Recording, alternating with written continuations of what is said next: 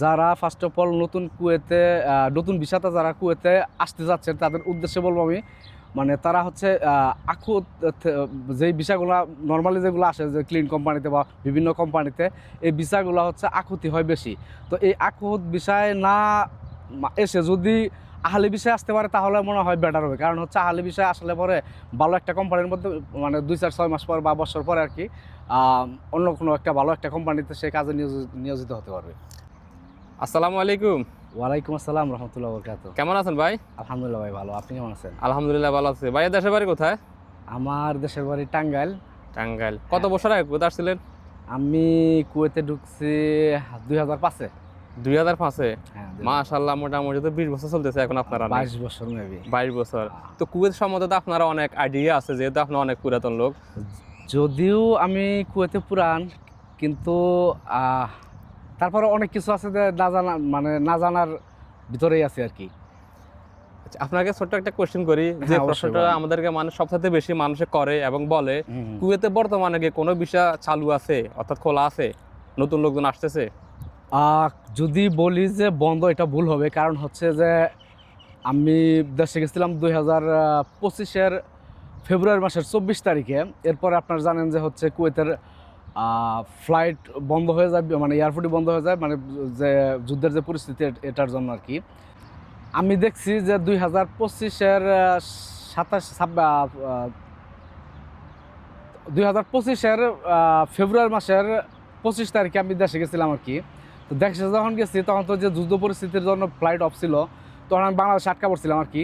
এর ভিতরে আমি দেখছি অনেক ভাই ব্রাদার হচ্ছে কুয়েত পেজ ফর বাংলাদেশি, এই ধরনের সাপোর্ট পেজ ফর বাংলাদেশি, মানে কুয়েতের যে পেজগুলো আছে এগুলোর মধ্যে পোস্ট দিচ্ছে আর কি, যে আমরা নতুন ভিসা পাইছি, তাহলে আমরা কিভাবে কুয়েতে যাব। মানে এই কমেন্টগুলোর ভিত্তিতে মনে হয় যে কুয়েতের ভিসা চালু আছে। মানে অনলাইন থেকে আপনি শিওর হয়েছেন? হ্যাঁ, তারা হচ্ছে টিকেটের জন্য বসেছিল, বা হচ্ছে ভিসা হয়েছে কুয়েতে আসার জন্য ওয়েট করতেছিল আর কি। এখন বর্তমানে এখন জানুয়ারি, ফেব্রুয়ারি, মার্চ, এপ্রিল, মে মাসের এখন মে মাস চলতেছে। হ্যাঁ, এখন বর্তমানে চলমান কিরকম, মানে বিষয়ের খোলা আছে কি না নাই এই মাস থেকে? ভিসা দেখেন, আমি আগে যতগুলা আপনার ভিসাগুলো হয়েছিল ওগুলাই আপডেট, ওগুলো আসতেছে। বাট এই মুহূর্তে ভিসাটা আসলে চালু কিনা এটা আমি বলতে পারবো না, আমি মানে সঠিকভাবে বলতে পারবো না। আচ্ছা, ঠিক আছে। আপনার যেহেতু অনেক পুরাতন লোক, অনেক বছর কুয়েতে আছেন, হ্যাঁ, নতুন যারা আমাদের বাংলাদেশ থেকে আসতে চায় কুয়েতে, বেশিরভাগ লোকে কিন্তু ক্লিনার বিষয় নিয়ে কুয়েতে আসে। তো তাদের উদ্দেশ্যে কি বলার আছে, কি পরামর্শ দেওয়ার আছে, কোন ক্যাটাগরির বিষয়গুলো নিয়ে কুয়েতে আসলে বেশিরভাগ লাভবান হবে তারা? হ্যাঁ, আসলে এটা খুব গুরুত্বপূর্ণ একটা কোশ্চেন করছেন আপনি। যেহেতু এখানে হচ্ছে নতুন একটা ভিসা নিয়ে আসবো এবং তার লাইফটা কুয়েতে সেটেল করবো আর কি। তো সেই হিসাবে আমি বলতে চাচ্ছি যে যারা ফার্স্ট অফ অল নতুন কুয়েতে নতুন ভিসাতে যারা কুয়েতে আসতে যাচ্ছেন তাদের উদ্দেশ্যে বলবো আমি, মানে তারা হচ্ছে আকুত যেই ভিসাগুলো নর্মালি যেগুলো আসে যে ক্লিন কোম্পানিতে বা বিভিন্ন কোম্পানিতে, এই ভিসাগুলো হচ্ছে আকুতি হয় বেশি। তো এই আকুত বিষয় না এসে যদি আহলি বিষয় আসতে পারে তাহলে মনে হয় বেটার হবে। কারণ হচ্ছে আহলি বিষয় আসলে পরে ভালো একটা কোম্পানির মধ্যে মানে 2-4-6 মাস পর বা বছর পরে আর কি অন্য কোনো একটা ভালো একটা কোম্পানিতে সে কাজে নিয়োজিত হতে পারবে। আখুদ আহালের এই দুইটার মধ্যে পার্থক্যটা কোনটা কি, একটু যদি ব্যাখ্যা করেন? আখুত আহালি ভিসা যেগুলা মানে পার্থক্য বলতে আমি যতটুকু বুঝি, আমি এতটাও আমি যে এটার মধ্যে যে বুঝি এতটা বেশি না। তবে আখুত বলতে মনে করি আমরা যে গভর্নমেন্ট প্রজেক্টের যে ভিসাগুলো আর কি, মানে সরকারি যে ভিসাগুলো, যেটা হচ্ছে সরকার থেকে একটা মানে লাইসেন্সের উপরে একটা ভিসা দিবে, যে কোনো একটা কন্ট্রাক্টের ভিতরে সরকারি একটা কন্ট্রাক্টের ভিতরে 300-400 লোক লাগবে, সেই ভিসাটা কোম্পানিতে প্রোভাইড করে, সেইগুলা যে ভিসাগুলো আসে এগুলোই আমার মনে হয় আখুত আর কি। আর যদি আহালি ভিসা বলি তাহলে বিভিন্ন যে প্রজেক্ট যে ভিসাগুলো আছে, মানে কোম্পানির যে ভিসাগুলো আছে, সেটা হতে পারে আপনার দোকান বা হচ্ছে 50 জন 20 জনের একটা কোম্পানি, মানে হ্যাঁ, বা বিজনেস কোনো কোম্পানি, এই ধরনের কোম্পানি যেগুলো আছে এগুলো মূলত আমি বুঝি যে এগুলো হচ্ছে আহালি ভিসা। যেহেতু আমার ভিসাটা এইরকম ভাবে আছে বর্তমানে, আহালি ভিসা।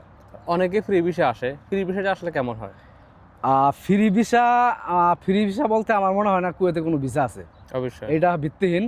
এটা আমরা বাংলাদেশের মানুষ বা ইন্ডিয়ার মানুষ আমরা বলে থাকি যে এটা ফ্রি ভিসা কোনো ভিসা নাই। আমরা যে ভিসাটা আমরা ফ্রি ভিসা মনে করি, আসলে এইটা কোনো না কোনো একটা কোম্পানির ভিসা বা কোনো একটা কুয়েতের ভিসা। ফ্রি ভিসা কোনো ভিসা নাই। তবে আমার মনে হয় যে যার উদ্দেশ্য যে এই আপনার বিভিন্ন কোম্পানিতে আসার পরে যে বাহিরে ওই কোম্পানির থেকে মানে আকামা লাগায় বাহিরে কাজ করব বা এই ধরনের চিন্তা ভাবনা যারা করে, এটারই তো ফ্রি ভিসা বলে, এটা না করাই উচিত। কারণ এটা যদি বাইরে যদি কাজ করতে যায় তাহলে কিন্তু পুলিশে ধরার সম্ভাবনা বেশি থাকে, আর পুলিশ ধরলেও পাঠাই দেয়। তো ফ্রি ভিসা এটা বিষয় কোনো আমি মনে করি না। বর্তমানে বাংলাদেশ থেকে কি কাজের উপরে কুয়েত আসলে বেশিরভাগ ভালো হবে, মানে কি কাজগুলো শিখে আসলে কুয়েতে চাহিদা বেশি?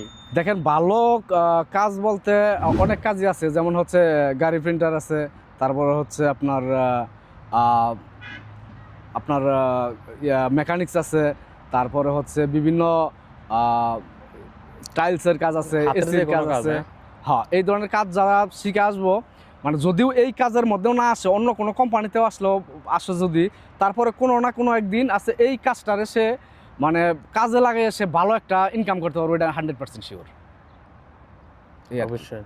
আর কিছু বলার আছে যারা দেশে আছে, দেশের উদ্দেশ্যে? আসলে কুয়েতে যারা আছে, যে সমস্ত ভাই ব্রাদার আছে, সবার জন্য ভালোবাসা অবিরাম, সবাইকে আসলে নিরাপদে, সবাই নিরাপদে থাকেন এবং নিজের পরিবারের খেয়াল রাখেন। আছে না বিভিন্ন ভাই ব্রাদার আছে যে বিভিন্ন মানে অসামাজিক কাজের মধ্যে নিয়োজিত হয়ে যায়, যারা হচ্ছে বছরের পর বছর বা মাসের পর মাস বাসাতে খোঁজ খবর নিতে পারেন। তাদের উদ্দেশ্যে বলবো যে পরিবারে ফোকাস করেন, অর্থ ইনকাম করেন এবং দেশে পাঠান, এই আর কি।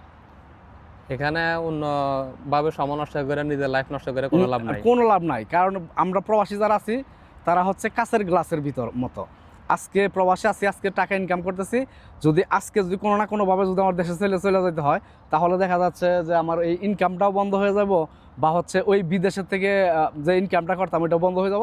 এই দেশে যাওয়ার পরে যে লাউ সেই গদো, এর কি মানে মানে এর ভিতর কথা হচ্ছে যে আপনি ইনকাম করেন, টাকা জমান, টাকা অ্যাকাউন্টে পাঠান, দেশে যান, দেশে যেয়ে বিজনেস করেন, বাস এটাই।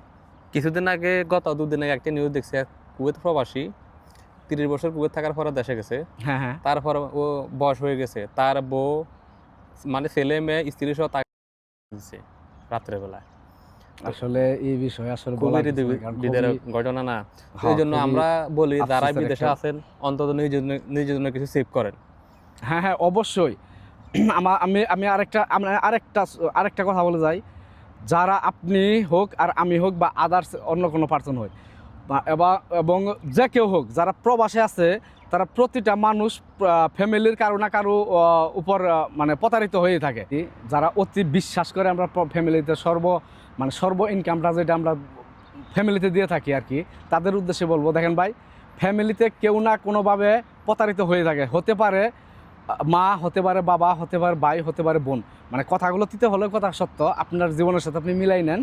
তো যেই ইনকাম করবেন, ইনকামের 75% টাকা আপনার অ্যাকাউন্টে আপনি পাঠাবেন, বাকি 25% দিয়া আপনার মা, আপনার বাবা, ভাই বোনের সেবা যত্ন করবেন, তাদের হচ্ছে যে নিজের যে কর্তব্যটা এটা আপনারা হচ্ছে পূরণ করবেন। তো এইটাই আর কি। অন্তত এককালীন দেশে গেলে হ্যাঁ, নিজের জন্য হ্যাঁ। কিছু মানে save কারো থাকবে আপনার আমি জন্য। দেশে গেলে যেন আমি কারো উপরে ডিপেন্ড না করতে হয়, না আমার করতে জন্য হয়। একটা ব্যালেন্স থাকে, আমার জন্য একটা পাওয়ার থাকে। ওকে ভাই, অসংখ্য ধন্যবাদ আপনার Thank you. মূল্যবান মতামত দেওয়ার জন্য। আর আপনার এই ভিডিওটি দেখে কেউ যদি কিছু শিখতে পারে অথবা কেউ বুঝতে পারে, তাহলে বলে দিন আমার চ্যানেলটা যাতে সাবস্ক্রাইব করে পাশে থাকে। ইনশাল্লাহ, অবশ্যই। আপনার ভাই অনেক সুন্দর সুন্দর ভিডিও বানায়, তো আপনারা চ্যানেলটা সাবস্ক্রাইব করবেন এবং হচ্ছে তাকে একটু সাপোর্ট করবেন, যেহেতু কুয়েতের ভিডিওগুলোই ভাই বানায়। আমরা কুয়েতি ভাই ব্রাদার যারা আছে তারা অবশ্যই সাবস্ক্রাইব করবো আমরা। ওকে, আল্লাহ হাফেজ, আসসালামু আলাইকুম। ওয়ালাইকুম আসসালাম রহমতুল্লাহ।